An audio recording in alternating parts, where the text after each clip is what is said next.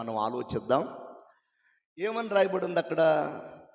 ఒకడు తన కనుపాపను కాపాడుకొనున్నట్లు నన్ను కాపాడయ్యా, నన్ను లయపరచగోరు దుష్టులని పోగొట్టి నన్ను కాపాడయ్యా అని ప్రార్థన చేస్తున్నాడు దావీదు భక్తుడు. ప్రియులారా, మనం ఆలోచించినట్లయితే దావీదు భక్తుడు తన జీవితంలో దేవుని కాపుదల కోసం ప్రార్థన చేస్తున్నాడు. ఎలా కాపాడమని ప్రార్థన చేస్తున్నాడు? ఒకడు తన కనుపాపని కాపాడుకొనున్నట్లు నన్ను కూడా మీరు కాపాడండి అయ్యా అని ప్రార్థన చేస్తున్నాడు. ఎప్పుడైనా మీరు నడుస్తున్నప్పుడు కానీ, బండి మీద వెళుతున్నప్పుడు కానీ, కంట్లోకి ఏదైనా నలకో దోమో ఏదైనా పడుతుంది అనే సందర్భంలో మీ చెయ్యి వెళ్ళి కనురెప్పను మూసిద్దా, లేకపోతే కనురెప్ప దాని అంతటికదే దుమ్ము పడకుండా కాపాడిద్దా? సరిగా చెప్పాలి. దాని అంతటికదే మన కనురెప్పలు మనకు తెలియకుండానే దుమ్ము పడకుండా మన కనురెప్పలు మనల్ని కాపాడుతూ ఉంటాయి. లోపల గుడ్డుని కనురెప్పలు కాపాడుతూ ఉంటాయి. భలేగా మాట్లాడాడు, భలేగా ప్రార్థన చేశాడు దావీదు భక్తుడు. ఒకడు తన కనుపాపని కాపాడుకొనున్నట్లు నువ్వు కూడా నన్ను కాపాడయ్యా. నేను అంటున్నాను, ఈ 2024 సంవత్సరం దేవుడు మనల్ని కాపాడాడు. దేవునికి స్తోత్రం. నాకు తెలిసి ఎన్నో ప్రమాదాల నుంచి మీరు ఈ సంవత్సరంలో కాపాడబడి ఉంటారు. దేవుని పిల్లలంగా ప్రమాదాలు మనల్ని ఎదుర్కొని ఉండొచ్చు. కష్ట నష్టాలు ఈ సంవత్సరంలో మనల్ని ఎదుర్కొని ఉండొచ్చు. ఇబ్బందులు ఈ సంవత్సరంలో మనల్ని ఎదుర్కొని ఉండొచ్చు. కానీ మనం కాపాడబడ్డాం. ఆమేన్. అయితే ఈ కాపుదల ఎప్పటి వరకు ఉండాలి అని అంటే, మనం అందరం పరలోక రాజ్యం పోయేదాకా ఉండాలి దేవుని కాపుదల. ఆమేన్. అప్పుడు దాకా ఉండాలి దేవుని కాపుదల. మనకి దేవుని కాపుదల ఈ సంవత్సరమే కాదు, రాబోయే సంవత్సరం కూడా దేవుని కాపుదల ఉండాలి. రాబోయే సంవత్సరమే కాదు, సంవత్సరముల తరబడి తరతరాలకి మనం భూమి మీద నివసించి పరలోకానికి వెళ్ళే పర్యంతము దేవుని కాపుదల మనకు ఉండాలి. అలా ఉండాలి అని అంటే మనం ఏం చేస్తే దేవుని కాపుదల ఉంటుందో, దేవుని కాపుదల ఈ సంవత్సరమే కాదు రాబోయే సంవత్సరం కూడా దేవుని కాపుదల ఉండాలి అని అంటే మనం ఏం చెయ్యాలో కొన్ని విషయాలు నేను ఈ రాత్రి మీ ముందు ఉంచుతాను. శ్రద్ధగా విందాం. దేవునికి స్తోత్రం. హల్లెలూయా. మీకు ఒక మాట చెప్తానేనండి, నాతో పాటు అనండి. ఇశ్రాయేలును కాపాడువాడు కొనకడు నిద్రపోడు అనండి. నిజంగానే ఇప్పటికీ ఇజ్రాయేల్ దేశం ఉంది. దేవునికి స్తోత్రం. యేసయ్య పరలోకం నుండి భూలోకానికి వచ్చినటువంటి దేశం అది. ఆ ఇజ్రాయేల్ దేశం ఎప్పటికి ఉంది. మన ప్రాంతపు ప్రజలు వందలాది మందిగా వెళ్ళి చూసి వస్తున్నారు ఆ ఇజ్రాయేల్ దేశాన్ని.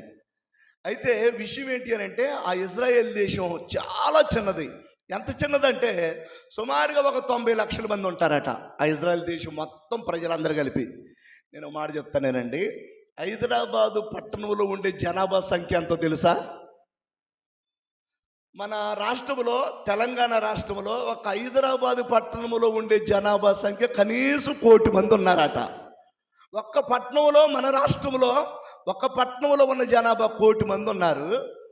కానీ ఇజ్రాయేల్ దేశం జనాభా అంతా కలిపి ఏదో 90 లక్షలు, 1 కోటి మందికి తక్కువే.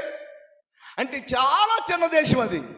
కానీ విషయం ఏంటి అని అంటే, ఇవాళ ప్రపంచ దేశాలలో ఏ దేశమైనా ఇజ్రాయేల్ దేశం జోలికి వెళ్ళాలి అని అంటే అందరూ కసకసలాడిపోతున్నారు. దేవునికి స్తోత్రం. హల్లెలూయా.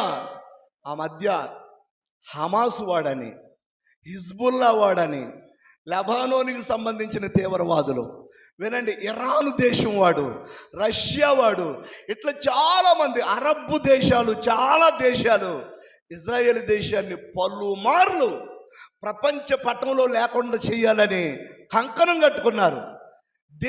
ఇజ్రాయేల్ దేశాన్ని పాడు చేయాలని, తుడిచిపెట్టాలని చాలాసార్లు అరబ్బు దేశాలన్నీ కంకణం కట్టుకున్నాయి. కానీ నేటికి ఇజ్రాయేల్ దేశం అలాగే ఉంది. దేవునికి స్తోత్రం. కారణం ఏంటి అని అంటే, ఇజ్రాయేల్ దేశానికి ఒక వాగ్దానం ఉంది. ఏంటి ఆ వాగ్దానం? ఇశ్రాయేలును కాపాడువాడు కొనకడో నిద్రపాడు. ఆమేన్. నేనేమంటున్నానంటే దేవుడు కూడా మనల్ని అలా కాపాడును గాక. ఈ ఒక్క సంవత్సరమైనా, వచ్చే సంవత్సరం కూడా, వచ్చే సంవత్సరమైనా, తరతరాలకే దేవుడు మనల్ని సంవత్సరముల తరబడి తరతరాలకు దేవుడు మనల్ని అందరినీ కాపాడును గాక. ఆమేన్. దేవునికి స్తోత్రం. అబ్బా, ఎంత సంతోషంగా ఉందో అటు కాపాడటం అంటే. హల్లెలూయా. నిజంగా దేవుడు మనల్ని కాపాడే దేవుడు. అది మనం నమ్మాలి.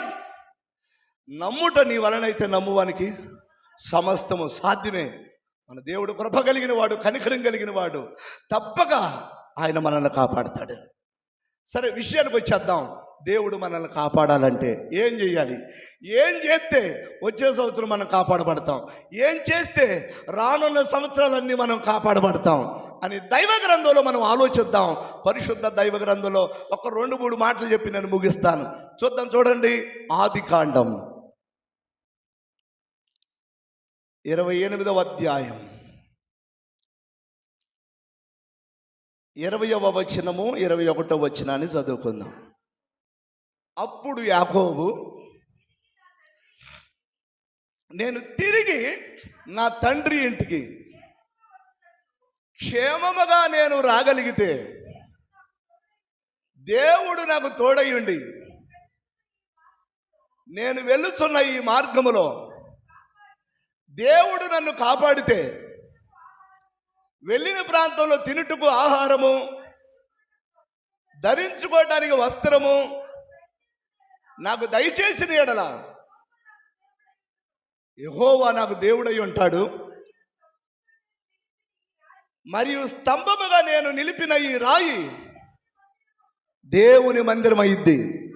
మరియు నీవు నాకు ఇచ్చు యావత్తులో 10వ వంతు నిశ్చయముగా నీకు చెల్లించదనని మొరొక్కుకొనేను. చాలు. ఒకసారి అందరు గట్టికి దేవుని స్తుతిద్దాం. దేవునికి స్తోత్రం. హల్లెలూయా. విందాం.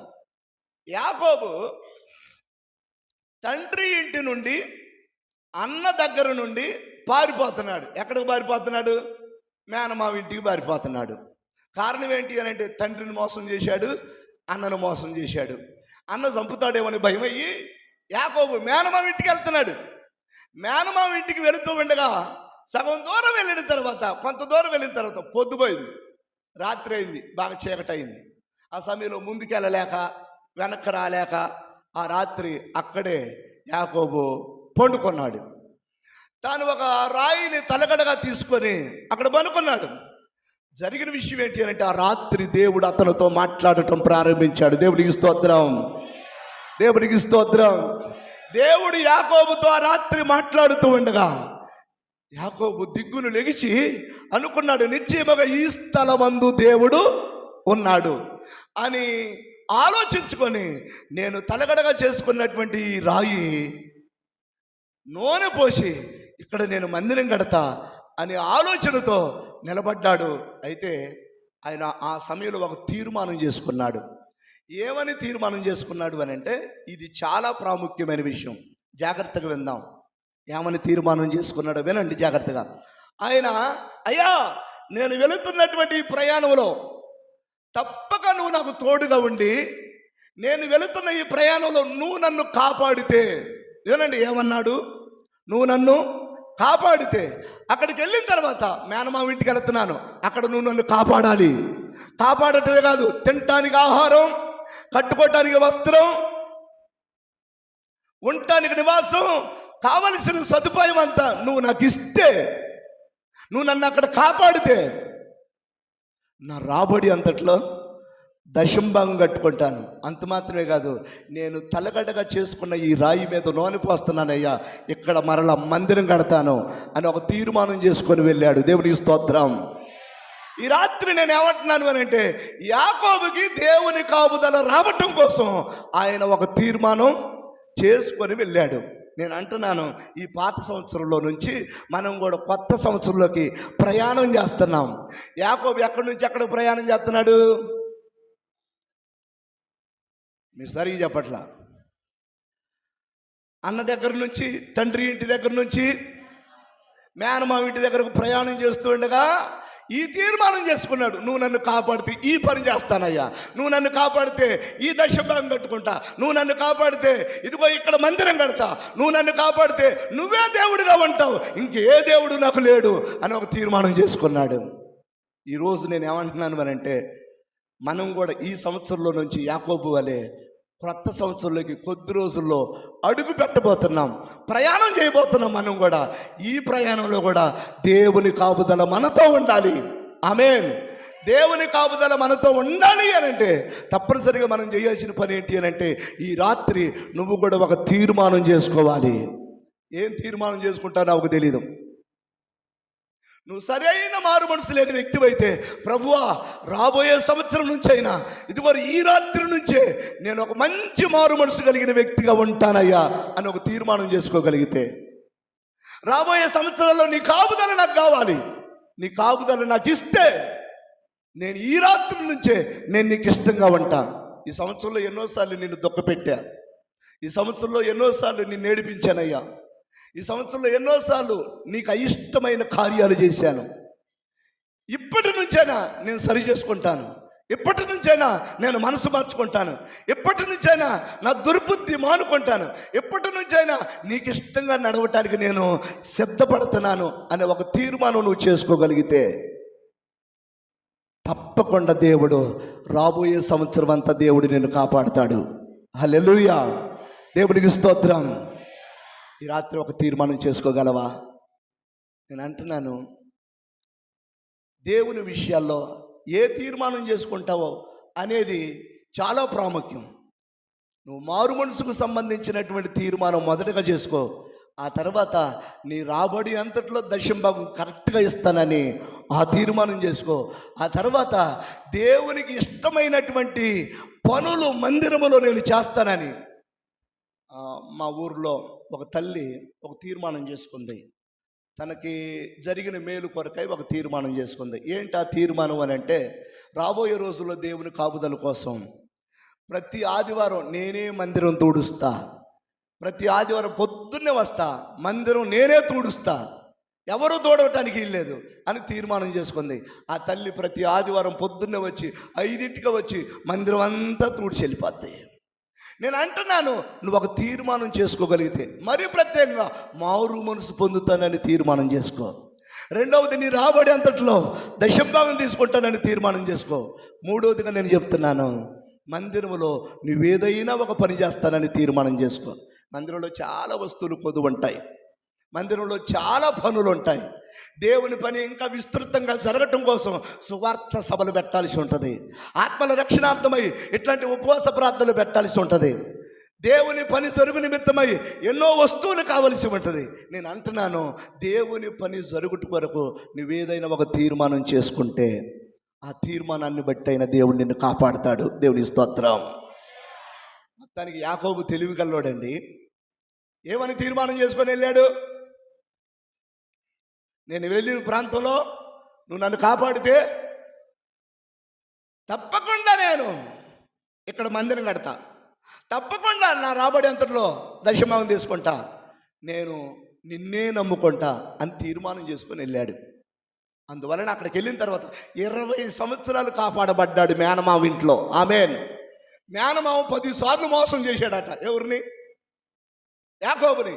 మేనమామ 10 సార్లు మోసం చేసిన యాకోబుని మాత్రం దేవుడు కాపాడుతూనే వచ్చాడు. హల్లెలూయా. ఇలాంటి తీర్మానాలు కనుక నువ్వు చేసుకోగలిగితే, నేను అంటున్నాను, నువ్వు వెళుతున్న క్రొత్త సంవత్సరంలో దేవుడు నిన్ను ఎవరు మోసం చేసినా, ఎవరు మోసం చేయాలనుకున్నా దేవుడు మాత్రం నిన్ను చెయ్యి విడిచిపెట్టడు, నిన్ను కాపాడతాడు ఆయన. మీకు బైబిల్లో ఇంకొక మాట కూడా నేను చెప్తాను.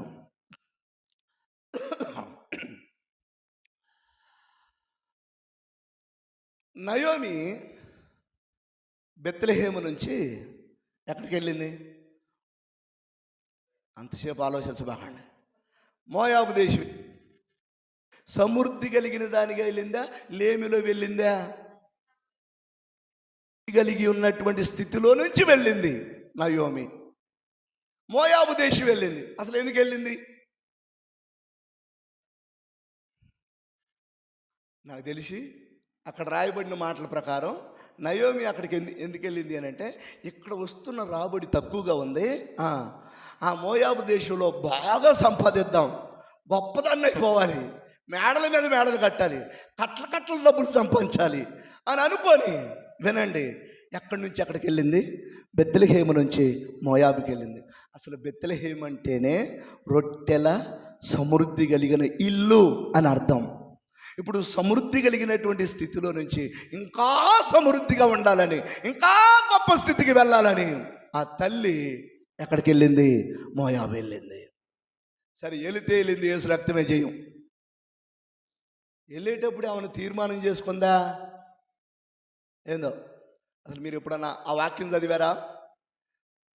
నయోమి వెళ్ళేటప్పుడు, అయ్యా నేను ఈ సొంత గ్రామం నుంచి మోయాబు వెళ్తున్నాను, అక్కడికి వెళ్ళిన తర్వాత నువ్వు నన్ను కాపాడితే, నా పిల్లల్ని కాపాడితే, నా భర్తను కాపాడితే, మేము అక్కడ క్షేమంగా ఉండి, మేము అక్కడ అభివృద్ధి అయ్యి మరలా తిరిగి క్షేమంగా మా ఇంటికి మేము వచ్చే వరకు నీ కాపుదలు ఉంటే నేను కూడా ఈ దశం భాగం కట్టుకుంటానయ్యా, నేను కూడా ఇలా ఉంటానయ్యా, నేను మందిరానికి ఇలా చేస్తానయ్యా, నీ పని ఇలా చేస్తానయ్యా, అట్లాంటి మొక్కుబడి ఏమైనా చేసుకుందా?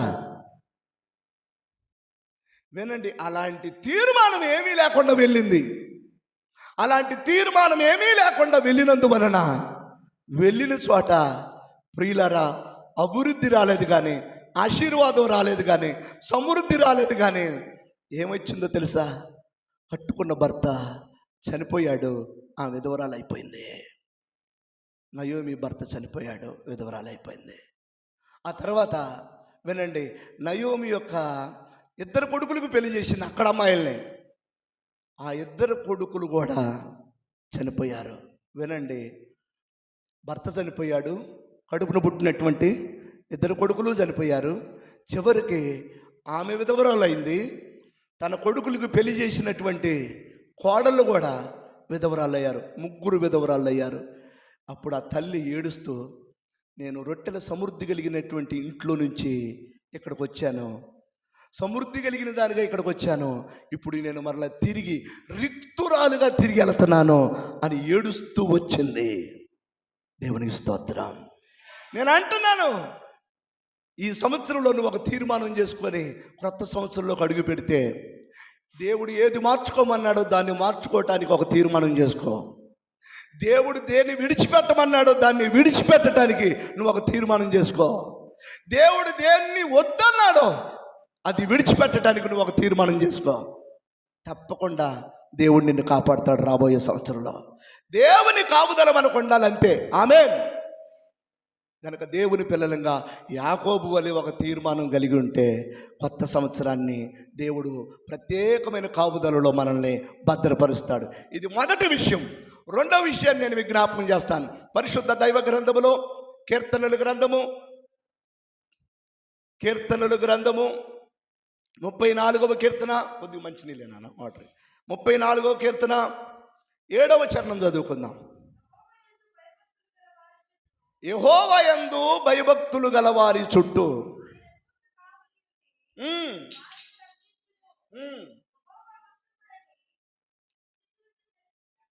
దేవునికి స్తోత్రం. చాలు చాలు చాలు, మళ్ళీ చదవండి రమ్మా ఒకసారి. యెహోవా యందు భయభక్తులు గలవారి చుట్టూ దేవుని దూతలు కావలిగా ఉండి వారిని రక్షిస్తారు, కాపాడుతారు. దేవునికి స్తోత్రం. రైట్ ప్రియులారా, వచ్చే సంవత్సరం దేవుడు మిమ్మల్ని కాపాడాలి అని అంటే, రాబోయే తరతరాలకి సంవత్సరముల తరబడి దేవుడు మిమ్మల్ని కాపాడాలి అని అంటే, రెండో మాట చెప్తున్నాను బైబిల్ గ్రంథం నుంచి. దేవుని వాక్యం సెలవిస్తుంది, యెహోవా యందు భయభక్తులు కలిగి ఉంటే దేవుని దూతలు నిన్ను కాపాడుతారట. ఆమేన్.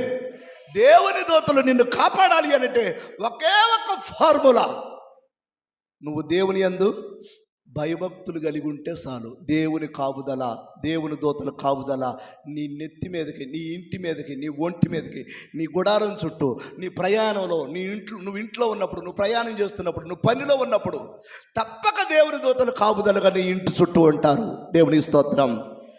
వాక్యాన్ని బట్టి చెప్తున్నాను నేను మీకు. దేవుని యందు భయం కలిగి భక్తి కలిగి నడిస్తే దేవుని దూతలను కాపుదలగా ఉంచుతానన్నాడు దేవుడు. ఆయన మాట ఇచ్చి అబద్ధమాడే దేవుడు కాదు. తప్పక దేవుని దూతలను కాపుదలగా ఉంచి కాపాడతాడు. అయితే మనం చేయాల్సిన పని ఏంటి అని అంటే ఆయన యందు భయభక్తులు కలిగిన వారంగా ఉండాలి. భయభక్తులు అంటే ఏంది అసలు? ఏమో మాకేం తెలుసు. భయభక్తులు అంటే ఏంటి అసలు? ఓసారి ఏనండి జాగ్రత్తగా. ఓ పాప, 16 సంవత్సరాల పాప అర్ధరాత్రి పూట హాస్టల్లో ఉండి సుమారుగా 12 గంటల సమయంలో మోకాళ్ళేసి కన్నీరు కారుస్తూ ఏడుస్తూ ప్రార్థన చేస్తూ ఉంది. ఆ పాప పక్కన పండుకున్నటువంటి తన స్నేహితురాలు కూడా లెగిచి, ఏందమ్మై 12 గంట ఆ సమయంలో లేచి ప్రార్థన చేస్తున్నావు, ఏమైంది నీకు అని పక్కమ్మటి స్నేహితురాలు లేచి ఏడుస్తూ ఉంటే, ప్రార్థనలో ఏడుస్తూ ఉన్న ఆ పాపను చూసి ఇట్లా చేత్తో పిలిచి ఎందుకు ఏడుస్తున్నావు అని చెప్పేసి అడిగింది. అడిగితే ఆ పాప చెప్పిన మాట ఏంటి అని అంటే, ఏమీ లేదు, నేను ఈరోజు పగలు మా అమ్మోళ్ళు భక్తిపరులైనటువంటి కుటుంబంలో నుంచి నేను పెరిగాను. మా అమ్మోళ్ళు ప్రార్థనా పరులు, మా తల్లిదండ్రులు దేవుని మందిరానికి తప్పక వెళ్ళే కుటుంబం, దైవ సేవకులను ప్రేమించే కుటుంబం మా తల్లిదండ్రులు. అట్లాంటి మా కుటుంబంలో మేము చాలా జాగ్రత్తగా ఉంటాం, దేవుని భయంతో ఉంటాం. అయితే విషయం ఏంటి అంటే, ఈరోజు స్కూల్ నుంచి నేను హాస్టల్కి వస్తూ ఉండగా, వినండి, స్కూలు వేరే చోట, హాస్టల్ వేరే చోట. ఆ పాపది స్కూల్ నుంచి నేను హాస్టల్కి వస్తూ ఉండగా మధ్యలో ఒక గోడ మీద, ప్రహరీ గోడ మీద ఒక సినిమా వాల్ పోస్టర్ కనపడింది. ఆ సినిమా వాల్ పోస్టర్ మీద అర్ధనగ్న దృశ్యాలతో కూడుకున్న, అంటే సగం సగం వస్త్రాలు వేసుకున్నటువంటి ఆ దృశ్యాలు ఆ వాల్ పోస్టర్ మీద ఉన్నాయి. ఆ వాల్ పోస్టర్ మీద ఉన్నటువంటి ఆ సగం సగం వేసుకున్నటువంటి దృశ్యాలు కలిగిన ఆ వాల్ పోస్టర్ చూశాను నేను. ఎందుకో నా కన్ను చూడకూడదు అనుకుంటూనే చూశాను నేను. అందువలన నేను ఈ రాత్రి చూడకూడదు చూశానని నా దేవుడి దగ్గర నాకు భయం వేసి నేను నా దేవుడి దగ్గర ఆ పాపను ఒప్పుకుంటున్నా అని చెప్పిందట ఆ పిల్ల. దేవునికి స్తోత్రం. ఇంతకు నేను ఏమంటానంటే, ఆ పాపకి హృదయంలో ఎవరి భయం ఉంది? దేవుని భయం ఉంది. నేను అంటున్నాను, ఈనాటి దినాల్లో సెల్ ఫోన్ ఆన్ చేస్తే మీరు గమనించండి, దేవుని పిల్లలుగా మీకు అందరికీ జ్ఞాపకం చేస్తున్నాను, సెల్ ఫోన్ ఆన్ చేస్తే కనపడేది భయంకరమైన దృశ్యాలు కనపడుతున్నాయి. అరే, పండుకొని కళ్ళు తెరిస్తే లోకం వైపు చూస్తే కళ్ళకు కనపడేది పాపమే.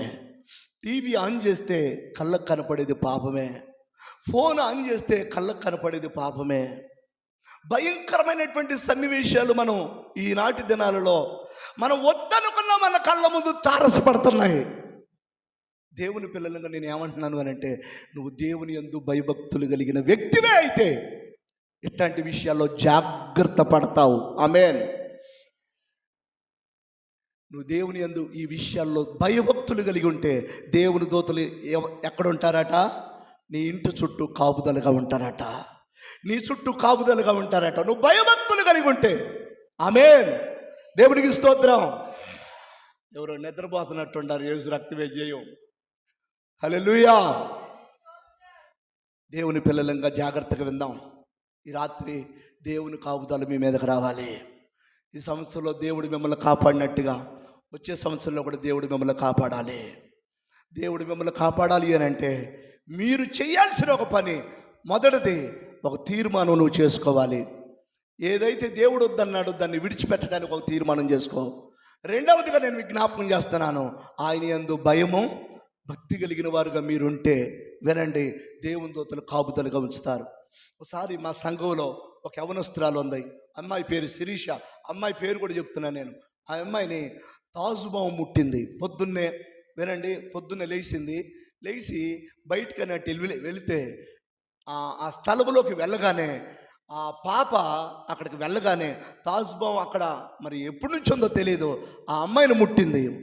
అమ్మాయిని ముట్టగా ఇంట్లోకి వచ్చి, నానా నన్ను తాజుబాము కరిసింది అని చెప్పగా వెంటనే వాళ్ళు ఏం చేశారు అని అంటే, మా ఊరు నుంచి నందిగామ రావాలంటే కనీసం 1 గంట ప్రయాణం, ఆటోల మీద రావాలి. ఆ సమయంలో వాళ్ళు త్వరగా పాము కరిచినటువంటి ఆ పరిస్థితిని బట్టి ఆ 2 ఘాట్లు పడ్డాయి. పాప మరి కోమాలోకి వెళ్ళే పరిస్థితి కనపడుతుంది, తేలిపోతుంది. ఆ సమయంలో నందిగాం తీసుకొచ్చారు ఎట్నో గట్ట. అక్కడికి తీసుకొచ్చిన తర్వాత నందిగాంలో గవర్నమెంట్ హాస్పిటల్లో వాళ్ళు చూసి ఏదో ఇంజెక్షన్ చేసి ఇక్కడ వల్ల కాదు విజయవాడ తీసుకెళ్ళండి అని అంటే 108లో విజయవాడలో గవర్నమెంట్ హాస్పిటల్కి తీసుకెళ్తున్నారు. వినండి, మార్గంలో కొంత దూరం పోయిన తర్వాత నేను ఫోన్ చేశాను, ఎట్లుంది పాపకి అని చెప్పి ఫోన్ చేశాను. ఫోన్ చేస్తే జరిగిన విషయం ఏంటి అని అంటే అప్పటికే నొరగొచ్చేసిందట, నోటమ్మట నొరగొచ్చేసిందట. పిల్ల మొత్తం తన స్థితిలో తాను లేదు, మొత్తం కోమాలోకి వెళ్ళిపోయిన పరిస్థితి. అయితే జరిగిన విషయం ఏంటి అని అంటే ఆ పాప ఆ కోమాలోకి పోయే ముందు చచ్చిపోతానన్న భయం వేసి తాను ఎక్కడెక్కడ తప్పు చేసిందో, లేకపోతే ఎక్కడెక్కడ దేవునికి బాధ కలిగించిందో, ఎక్కడెక్కడ దేవునికి విరుద్ధంగా ప్రవర్తించిందో ఆ విషయాలు ఏమైనా ఉన్నాయా అని హృదయంలో పరిశీలన చేసుకుంటుందట. పరిశీలన చేసుకుంటూ ఉండగా ఆ పాపకి ఒక పొరపాటు జ్ఞాపకం వచ్చింది. ఏంటి ఆ పొరపాటు అని అంటే, మా దైవజనుడి మీద నేను బాధ పెట్టుకున్నాను, మా అయ్యగారి మీద నేను బాధ పెట్టుకున్నాను. ఎందుకు బాధ పెట్టుకుంది అని అంటే ఆ తర్వాత చెప్పింది విషయం తర్వాత చెప్తా, స్టోరీ అయిపోయాయి చెప్తా. దేవుని స్తోత్రం. మా దైవజనుడి మీద నేను బాధ పెట్టుకున్నాను, తప్పు అయిపోయింది అని చెప్పేసి మనసులోనే ప్రార్థన చేసుకుందట. ఆ ప్రార్థన చేసుకున్న తర్వాత వినండి, ఆ విషయం అంతా ప్రార్థన చేసుకున్నా కానీ ఆ విషయం అంతా రక్తం అంతా పాకేసింది. చివరికి కోమాలోకి వెళ్ళిపోయింది, నొరగొచ్చేసింది. అందరూ చేతులు ఎత్తేసేసారు. మేమేం ప్రార్థన చేస్తూ ఉన్నాం, బ్రతకాలని ప్రార్థన చేస్తూ ఉన్నాం. దేవుని మహాకృపను బట్టి జరిగిన విషయం ఏంటి అని అంటే ఆ పాప కోమా స్టేజీలోకి వెళ్ళే సమయంలో ప్రార్థన చేసుకుంది. తన తప్పును గ్రహించి దేవుని యందు భయం కలిగి తన తప్పుని ఒప్పుకొని క్షమించమని వేడుకోగా ఆ హాస్పిటల్కి తీసుకెళ్ళగానే వాళ్ళు త్వరగా ట్రీట్మెంట్ చేయడం ప్రారంభించారు. ట్రీట్మెంట్ చేయగా అప్పటికే నొరగ కార్చుకున్నటువంటి ఆ పాప దేవుని మహాకృపను బట్టి 4 రోజులు హాస్పిటల్లో ట్రీట్మెంట్ చేసిన తర్వాత బ్రతికింది. దేవునికి స్తోత్రం. బ్రతికిందండి. బ్రతికిన తర్వాత ఆ పాప వచ్చి ఇంటికి వచ్చిన తర్వాత బాగైన తర్వాత సరాసరి నా దగ్గరకు వచ్చి బాబాయ్ అంటది నన్ను. బాబాయ్, నేను నీ మీద బాధ పెట్టుకున్నా అని కాళ్ళు పట్టుకుని ఆడవటం ప్రారంభించింది. ఏం బాధ పెట్టుకున్నావమ్మా, ఎందుకు అట్లా ఏడుతున్నావు, నా మీద నువ్వెప్పుడు బాధ పెట్టుకున్నావు, ఎప్పుడు నా మీద నువ్వు బాధ పెట్టుకున్నట్టుగా నాకు కనపడలేదు, ఎప్పుడు బాధ పెట్టుకున్నావు అని అడిగాను.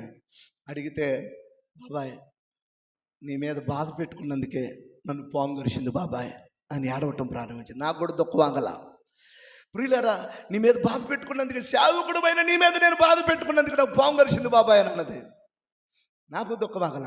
ఎందుకు పెట్టుకున్నావమ్మా అని అంటే ఏమీ లేదు, నేను పిల్లలకి క్రిస్టమస్ పండుగ వచ్చినప్పుడు పిల్లలకు నాట్యం నేర్పాను. నాట్యం నేర్పిన తర్వాత ప్రతి సంవత్సరం స్టేజ్ మీదకి పిలిచి పిల్లని ప్రశంసించేవాళ్ళం, ఏదైనా గిఫ్ట్ ఇచ్చేవాళ్ళం నేర్పించిందని. ఆ సంవత్సరం ఏం చేసామంటే ఆ పాపకి ఏ గిఫ్ట్ ఇవ్వలా, ప్రశంసించలా, స్టేజీ మీదకి పిలవలా. అందుని బట్టి ఆ పాప ఏమనుకుందంటే మా అయ్యగారు ఈ సంవత్సరం నన్ను స్టేజీ మీదకి పిలవలేదు, ఈ సంవత్సరం నన్ను మా అయ్యగారు ఏ గిఫ్ట్ నాకు ఇవ్వలేదు, ఈ సంవత్సరం నన్ను ప్రశంసించలేదు అని దైవజనుడి మీద ఆ విషయంలో బాధ పెట్టుకుందట. ఆ విషయం గుర్తొచ్చి ఆ పాప మా అయ్యగారి మీద బాధ పెట్టుకున్నా, అందుకే పాము గరిచింది అని ఏడిచి ఒప్పుకుందట. ఆ పాప ప్రార్థన ఆలకించిన దేవుడు బ్రతికించాడు. దేవుని స్తోత్రం. ఇంతగా నేను ఏమంటున్నాను అని అంటే మీరు దేవుని యందు భయభక్తులు కలిగి ఉండాలి. భయం ఉంటే చిన్న తప్పు కూడా, ఏనండి, చిన్న తప్పు కూడా ఒప్పుకోవటానికి ఇష్టపడతాం. దేవుడు భయం లేకపోతే చిన్న తప్పు అయినా కప్పి పెట్టుకుంటాం.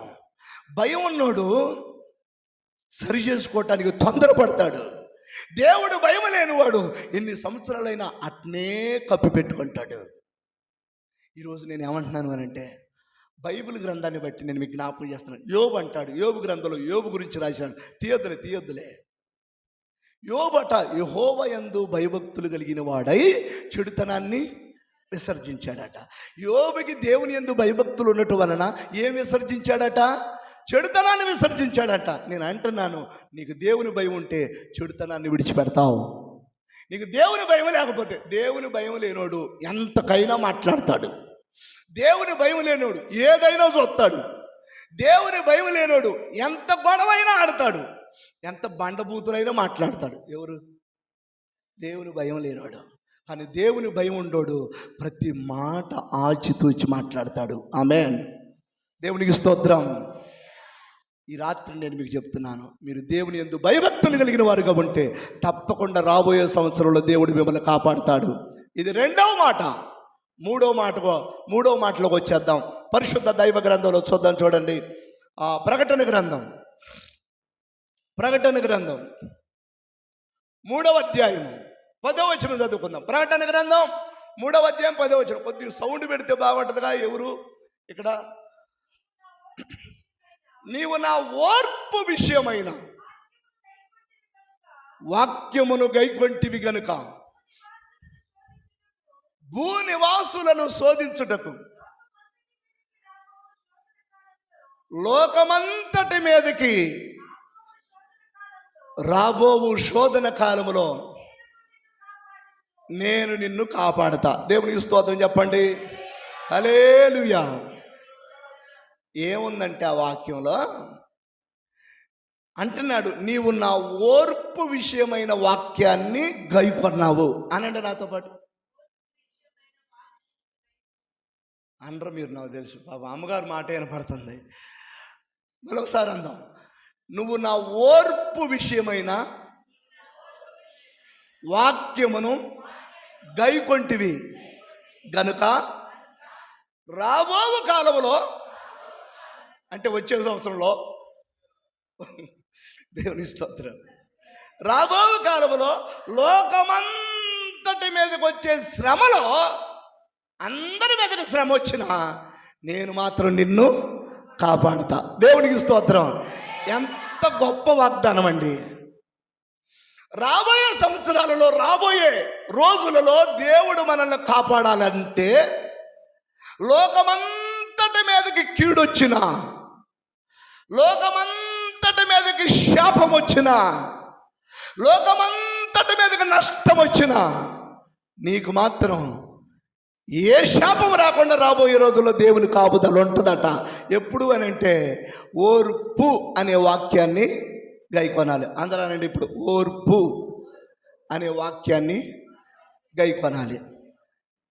సరే, ఈ సంవత్సరం అంతా ఓర్చుకున్న వాళ్ళు ఒకసారి దేవుని స్తుతిద్దాం. దేవునికి స్తోత్రం. ఎక్కడ ఓర్చుకున్నారు మీరు? నాకు తెలిసి, అరే భర్త దగ్గర ఓర్చుకోకపోతురి, భార్య దగ్గర ఓర్చుకోకపోతురి, తోటికోడల దగ్గర ఓర్చుకోపోతురి, అత్త దగ్గర ఓర్చుకోపోతురి, ఇరుగు పొరుగు వారి దగ్గర ఓర్చుకోపోతురి, కడుపును పుట్టిన పిల్లల దగ్గర ఓర్చుకోపోతురి, ఇంట్లో ఓర్చుకోపోతురి, బయట ఓర్చుకోపోతురి. నేను అంటున్నాను, ఓర్పు అనే వాక్యాన్ని నువ్వు గైకొంటే రాబోయే రోజులలో అందరి మీదకి శోధన వచ్చిన, ఆ మధ్య ప్రపంచం అంతా ఏమొచ్చింది? కరోనా వచ్చింది. మీకు ఒక మాట చెప్తానండి, రాబోయే రోజుల్లో ఇంకా మరిన్ని వైరస్లు రాబోతున్నాయట. ఇప్పటికే మీరు వినండి, ఇప్పటికే పాకిస్తాన్ వాడు అంటాడు నా దగ్గర అణుబాంబు ఉంది అంటున్నాడు. రష్యా వాడు అంటాడు నా దగ్గర అణుబాంబులు ఉన్నాయి, ఒక్క అణుబాంబు ఎత్తే ప్రపంచం అంతా తుడిచిపెట్టబడిద్ది అని అంటాడు వాడు. జపాన్ వాడు అంటాడు ఓరు మీకంటే ముందే కనిపెట్టాం మేము అని అంటాడు వాడు. అమెరికా వాడు అంటాడు అసలు మీరందరు కాదు, అసలు ప్రపంచంలో మాదే గొప్ప దేశం, మేము అన్ని టెక్నాలజీలో ముందున్నాం, మా దగ్గర గొప్ప బాంబులు ఉన్నాయి అంటున్నాడు వాడు. మొత్తానికి వీళ్ళందరూ చెలరేగి ఎప్పుడు ఎవడు బాంబు విసురుతాడో తెలియదు. దేవుడికి స్తోత్రం. నేను అంటున్నాను, మన భారతదేశం ఏమైనా తక్కువ అంటే మన భారతదేశం వాళ్ళు కూడా స్టేట్మెంట్ ఇచ్చారు, మా దగ్గర కూడా మేము కూడా తక్కువ వాళ్ళమేం కాదని, యేసు రక్తమే చేయం.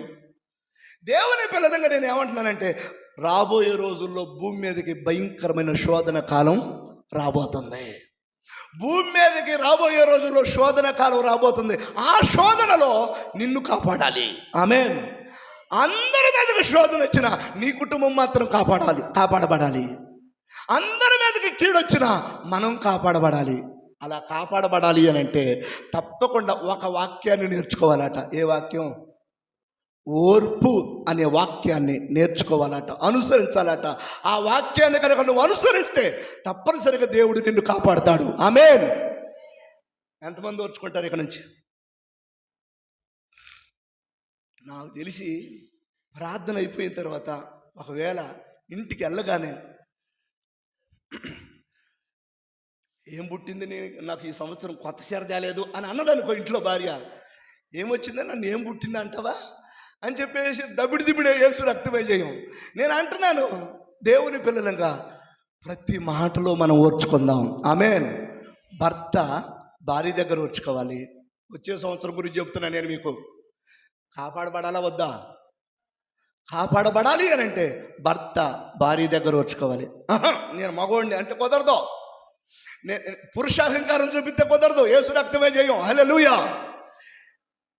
మా వాళ్ళు కొద్దిగా ఉంటుందిలేండి. ఏ కాడికి వాళ్ళు మా కింద ఉండాలి. భార్య లోబడాలి అని ఉందిగా. భార్య లోబడాలి కాబట్టి అన్నిటికీ వీళ్ళు అనుకున్న మా మగ మేధావులు అనుకునే మాట ఏంటి అని అంటే, భార్య ఎప్పుడు నా కాళ్ళ కిందే ఉండాలి.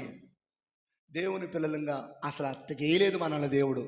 దేవుడు ఏం చేశాడు అని అంటే, కాకపోతే ఆజ్ఞాపూర్వకంగా భార్య భర్తకి లోబడి ఉండాలి, మంచిదే, అది దైవ చిత్తం, అది దైవ క్రమం. కానీ విషయం ఏంటి అని అంటే, దేవుడట మనల్ని అందరిని ప్రేమించి భార్యనట భర్త యొక్క కుడి పక్కటెముకని తీసి చేశాడట. నేను అంటున్నాను ఒకవేళ భర్త యొక్క కాళ్ళలో ఉన్న ఎముకను తీసేయలా దేవుడు, అలాగే భర్త యొక్క తలలో ఉన్న ఎముకను తీసేయలా దేవుడు. ఎవరిని? భార్యని. మరి ఎక్కడున్న ఎముకను తీసాడు? ప్రక్కటెముకను తీసేశాడు. కారణం ఏంటి అని అంటే, ఈ ప్రక్కటెముక కరెక్ట్గా సమానంగా ఉంటుంది. నాకు తెలిసి ఒకవేళ కాళ్ళలో నుంచి కనుక తీసినట్టయితే మా ఊళ్ళో ఏమనుకునే వాళ్ళు అంటే, కాళ్ళలో నుంచి తీయబడ్డావు కనుక నా కాలు కిందే ఉండాలి అనేవాళ్ళే. అందుకే కాళ్ళలో నుంచి తీయలే ఈ ఎముకని. మరి ఎక్కడి నుంచి తీశాడు? పక్కటెముక నుంచి తీశాడు. ఒకవేళ తలలో నుంచి తీశాడు అనుకో ఈ ఎముకని, మీరేమంటారంటే నేను నీ తల మీద కూర్చుంటానంటారు. అందుకోసమని తలలో నుంచి కూడా తీలా. మరి ఎక్కడి నుంచి తీశాడు అంటే పక్కటెముక నుంచి తీశాడు. కారణం ఏంటి అని అంటే, మనం సమమే. దేవునికి స్తోత్రం. ఇద్దరు సమానంగా ఉండాలని. ఆమేన్. ఒక్కోసారి ఆమె కోపం వచ్చినప్పుడు మనం ఓర్చుకోవాలి.